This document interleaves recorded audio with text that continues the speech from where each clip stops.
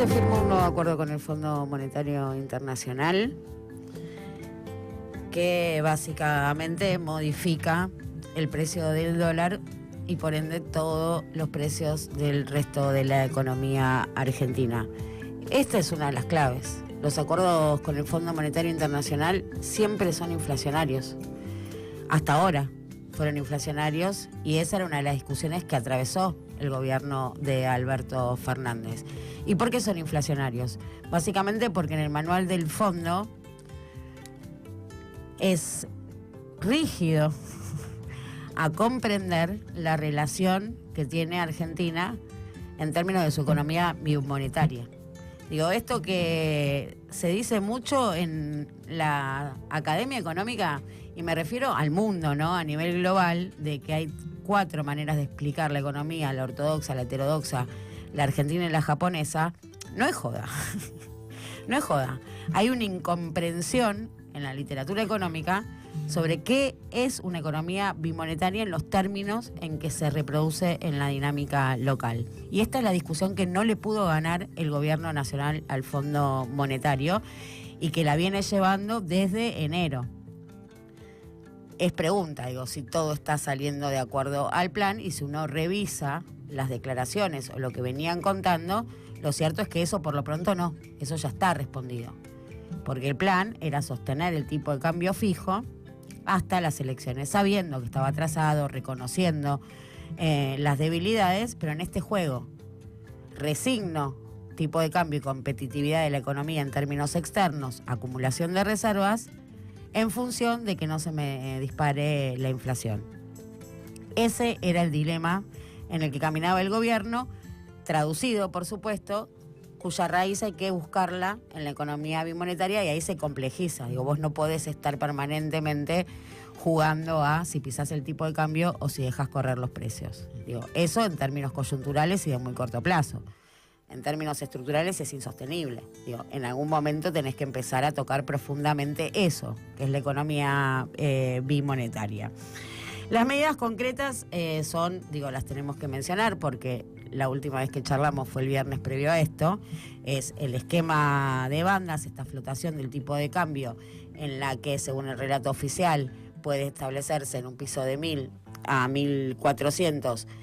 Y esto de la intervención, ¿no? Sin intervenir, bueno, ahí hay dudas. Eso es un oscuro. Porque el gobierno dice que solo va a poder comprar dólares si baja de los 1.000. Con lo cual no puede acumular reservas si el dólar ya está a 1.100. Es una pregunta abierta. Bueno, ahí hay varias respuestas. Una de ellas es, no es que no puede comprar dólares, no puede esterilizar pesos, que es a distinto. ver, explique la diferencia. Recién lo escuchaba Federico Furiase, que es segunda generación de la pandilla Anker, de la tropa Caputo, Toto Caputo, los pibes Anker. En la radio estaba conversando con Feynman y le decía: esto no puede, a nosotros no nos conviene que el dólar se nos vaya arriba de 1.000 porque nosotros compramos dólares si el dólar perfora la banda, porque es donde podemos intervenir para comprar dólares. Si el dólar está entre 1.000 y 1.400, el Banco Central no tiene nada que ver, todo eso pasa en el mercado único y libre de cambios, que como todos los mercados y los segmentos del mercado es privado. El Banco Central es un jugador más en un mercado privado. Y el Banco Central no va a jugar en ese mercado si el dólar no perfora los 1.000 o atraviesa los 1.400. Y otros te dicen, no, está mintiendo, no es así. No es así. Lo que él no puede hacer es comprar pesos. ¿Se entiende?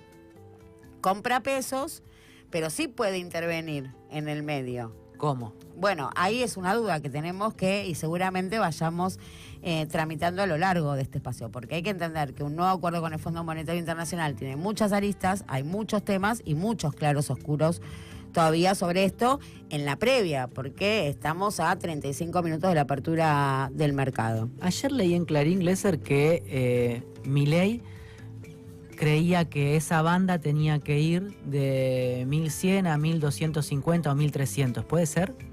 El mercado dice, el precio al que va a abrir, esto es lo que dice el mercado, 1.320, es un consenso entre consultores privados, operadores, hay un consenso del 1.320, pero si uno va a cuánto es en cuánto está ubicado el nivel del tipo de cambio real, que es una fórmula más compleja para medir el precio del dólar, vos podés decir, bueno, ¿cuánto tiene que valer un dólar? Entonces lo puedes establecer en la relación cuántos pesos hay circulantes. Eso es la convertibilidad, un dólar por cada peso que haya en la economía.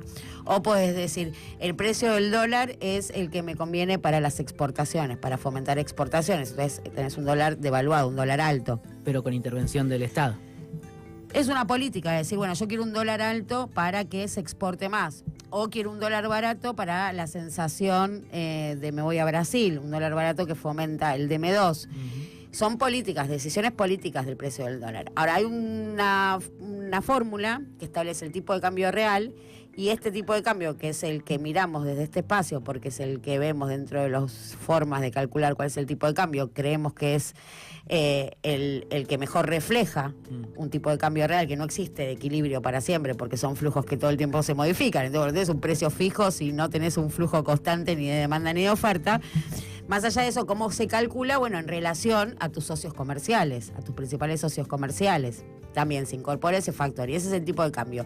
Según esa fórmula, que es más compleja y que analiza otras monedas y que establece, ese precio del dólar está por arriba de los 1.500, 1.530.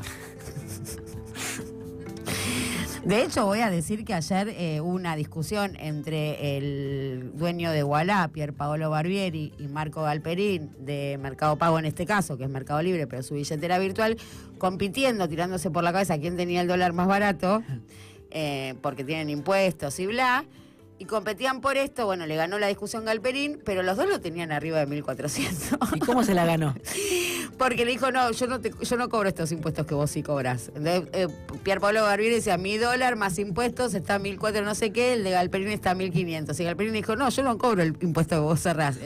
Cerrá el estadio, le dijo Galperín a Pier Paolo Barbieri, que Pier Paolo Barbieri en la derrota del partido le duró los 90 minutos que duró el partido, porque después se fue al Movistar Arena a escuchar a Joaquín Sabina con Lucas Liach. Con Lucas Liach. O sea, imagínate esto, qué distópico que está el mundo, que Lucas Liach y Pier Paolo Barbieri van al Movistar Arena a escuchar a Joaquín Sabina.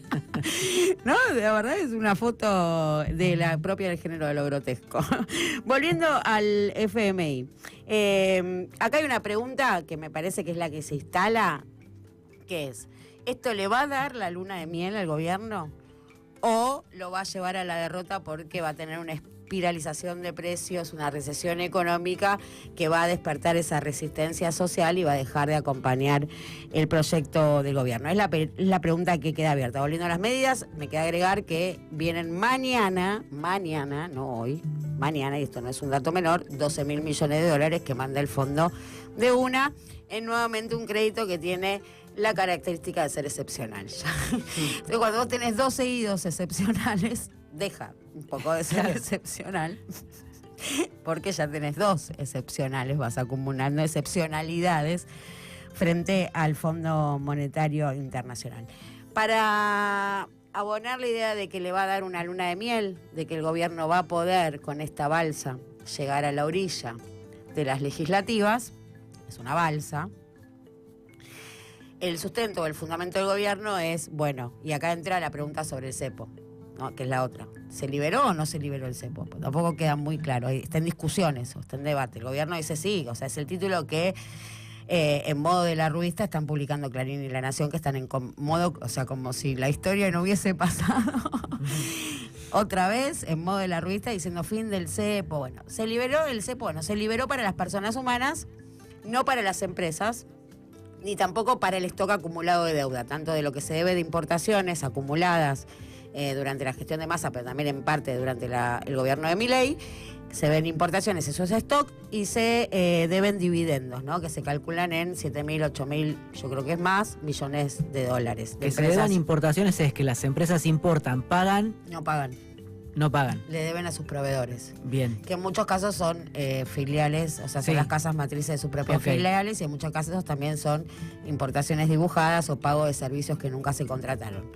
Como sea, por supuesto que con un dólar barato se fomentan mucho las importaciones. Sabemos que durante el gobierno de Alberto fue uno de los problemas que tuvo el Festival Importador, mediante el cual canalita de que se fueron 43.000 millones de dólares, que fue una dolarización vía importaciones. Digo, nosotros le decíamos el dólar Massinger, porque, claro, ¿qué hacían las empresas? Decían, bueno, yo importaban máquinas, las guardaban en el galpón e inmediatamente cotizaban al paralelo, con esa brecha. En este caso, bueno, se acumuló mucha deuda de importaciones, a esa deuda se estima en 57.000 millones se deben, ahí eso se va a resolver con bono, Bopreal, y se está discutiendo cómo se resuelve el tema de dividendos. Lo que sí sueltan es dividendos 2025, pero esto se va a pagar cuando sale el ejercicio fiscal el año que viene con los balances. O sea que si te liberan los dividendos 2025, vemos en 2026. No los tiene que pagar ahora. Entonces vamos a decir que lo que se flexibilizó del cepo es que para los ahorristas puedan ir a comprar todos los dólares que quieran. O sea, vos, yo, Malagrino. Entonces, ¿cuál es la apuesta del gobierno? Si no tienen peso, no van a ir a presionar ningún dólar. Si ellos no tienen, a los que les liberé el cepo, sí, no tienen. Bueno, también lo pondría entre pinzas porque ni Malagrino, ni Luqui, ni Macarena, ni yo, pero Di Pierri sí. Y Di Pierri, con la jugada que está haciendo, compensa la de todos. Digo, y estos de Di Pierri, que es un caso muy particular, se multiplica en diferentes aspectos. Digo, sí, o con los bonistas, digo, no pueden cambiar los pesos. Ahí vamos a un linkeo muy interesante que es entre deuda en dólares y deuda en pesos, porque hoy se va a conocer el resultado de la licitación, pero es mucho, entonces vamos a ir desagregando para la comprensión. Entonces vos me preguntabas, usted Di Pierri me preguntaba qué pasaba con los bonistas que tienen bonos en pesos, si no pueden vender esos pesos e ir al dólar. Claro que sí, ahí hay un stock muy interesante también. Bueno, ¿eso es una regla o quieres? A ver, porque vamos a ver, entonces esos bonistas que tienen bonos en pesos, cuya licitación vence hoy, o sea, hoy van a decir si renuevan o no renuevan esos 6 billones de pesos. Bueno, ¿quiénes son? Bueno, son los bancos. Son los bancos. Y los bancos estuvieron en el Palacio de Hacienda el sábado en una reunión con los funcionarios de economía. Hubo 2 reuniones. Una con economistas estrella que suelen no tener filtro en sus declaraciones, como son Martín Redrado y Ricardo Arriazu, que los llamaron para cerrarlos, para el acuerdo. Esa fue una reunión chica. Y después con los banqueros, la grande, sobre todo para garantizar funcionamientos de home banking, que estuviesen los dólares, que no pudiesen palos en la rueda. Y, clave, la licitación del día de hoy, donde al Tesoro le vencen 6 billones de pesos y si no los renuevan, todos esos pesos van a correr al dólar. Son todos puntas abiertas, puertas abiertas. Va a poner una zanahoria. Por supuesto, y en esto fue conversado y hay, porque también está esto, ¿no? Los acuerdos, digo, para la luna de miel son fundamentales los acuerdos. Entonces volvemos a los pilares. Decía, bueno, por un lado, la apuesta del gobierno es a los que le flexibilice el cepo, no tienen plata para ir a comprar dólares. Los que tienen plata para ir a comprar dólares, cierro los acuerdos. Y estos son bancos, exportadores e importadores. Bien. Con los bancos, ¿cómo cerró?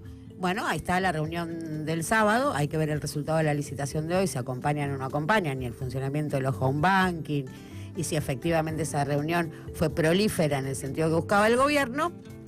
Y los importadores, el cierre con los importadores fue llévate el viernes todo lo que quieras y tenete un margen, y esos fueron los 400 millones de dólares que bajaron de las reservas. Entonces cubrite, dame 2 semanas de volatilidad, no me presiones. Consiguió un cheque en blanco 2 semanas de los importadores, dándoles 400 millones al oficial. Espere, ¿cómo 2 semanas de volatilidad puede ser algo que busque el gobierno? El gobierno sabe que va a haber unos días de volatilidad. Lo descuenta y esto también lo dice. Y también lo dice.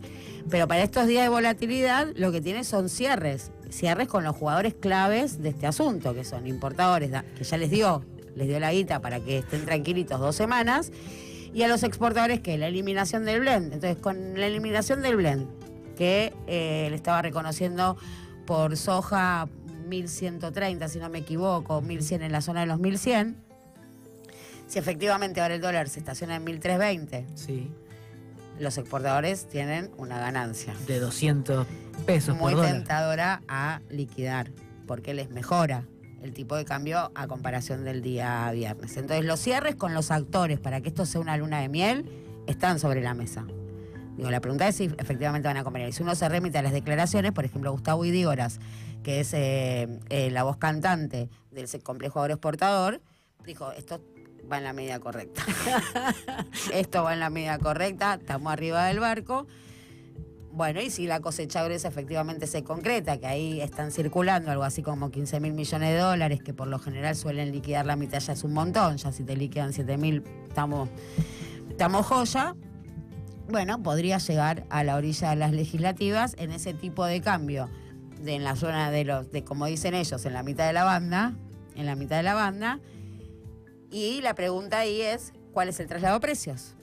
Digo, y entonces también aparecen las discusiones, porque hay quienes te dicen, bueno, este traslado de precios ya se vio que es el 3,7% que dio marzo, queda un arrastre de las primeras semanas de abril, pero justamente previendo este salto de devaluatorio, esa cobertura ya se hizo. Y otros te dicen, va a seguir aumentando. A la cobertura viene la sobrecobertura y a la sobrecobertura viene la sobrecobertura, y ni bien hay una sensación de excedente, digo, porque estos 12.000 millones de dólares donde se vuelcan en algún lado, bueno, empieza una puja distributiva que en ese caso nosotros no participamos, no entramos en el juego, ¿no? Que se da en unas esferas más arriba, pero que la disputa por esos 12.000 millones de dólares va a estar entre los bonistas que tienen que cobrar 5.000, los importadores que en algún momento van a prender la rueda nuevamente. Bueno, ¿cuántas de estas fuerzas en pugna van a poner en riesgo el viaje de esta balsa